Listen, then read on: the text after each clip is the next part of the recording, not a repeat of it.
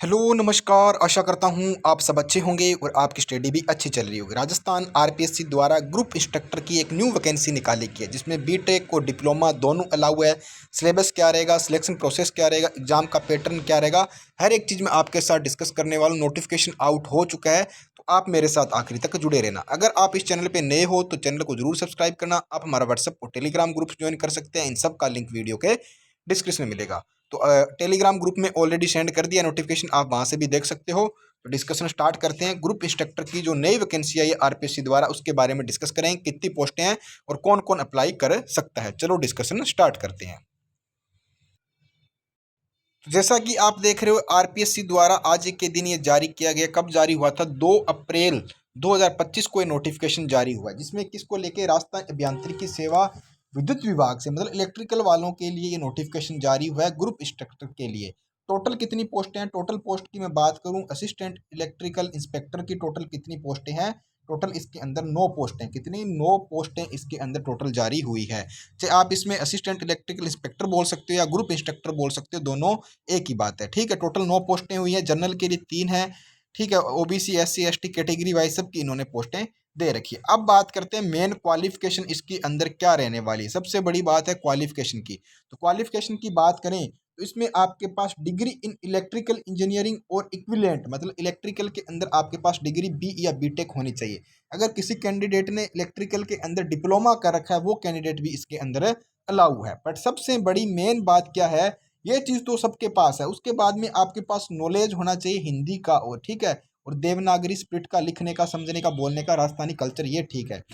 अब मेन बात क्या है, सबसे बड़ी दिक्कत यहाँ पे होने वाली, अगर आपने डिग्री है आपके पास, तो आपके पास कम से कम 3 साल का एक्सपीरियंस होना चाहिए। अगर आपके पास डिप्लोमा है तो आपके पास कम से कम 10 साल का एक्सपीरियंस होना चाहिए। वो कैंडिडेट इसके अंदर अलाउ है। ठीक है, और उसमें कम से कम 1 साल का आपके पास इलेक्ट्रिकल इंजीनियरिंग का, जिसमें वर्कशॉप का, जनरेशन का, इलेक्ट्रिसिटी से संबंधित एक्सपीरियंस होना बहुत जरूरी है। मतलब आपने 10 साल का एक्सपीरियंस है जिसके पास डिप्लोमा में, उसमें 1 साल का कम से कम इलेक्ट्रिकल से संबंधित एक्सपीरियंस हो, चाहे वर्कशॉप का हो, जनरेशन का हो, किसी का भी हो। अगर आपके पास 3 साल का डिग्री वाले के पास, तो 1 साल का इलेक्ट्रिकल का एक्सपीरियंस होना जरूरी है। तो सबसे बड़ी क्वालिफिकेशन में मेन दिक्कत है, लोगों के पास एक्सपीरियंस नहीं होगा। 9 वैकेंसी निकाली है ग्रुप इंस्ट्रक्टर की या इंस्पेक्टर की बात करें तो। ठीक है, इसके अंदर आगे चलते हैं।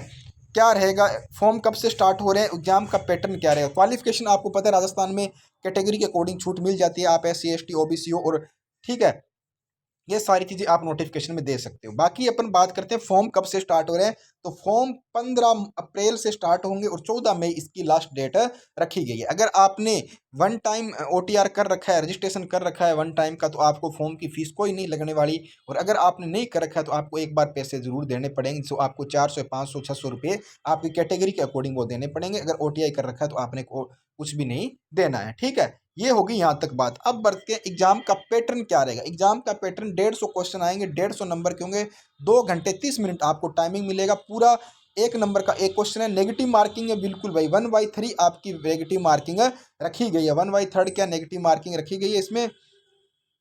1/3 नेगेटिव मार्किंग है। ठीक है, नेगेटिव मार्किंग 1/3 है। और पूरा पूरा टेक्निकल पेपर होगा, राजस्थान जीके करंट अफेयर, ऐसा कुछ भी नहीं आने वाला है।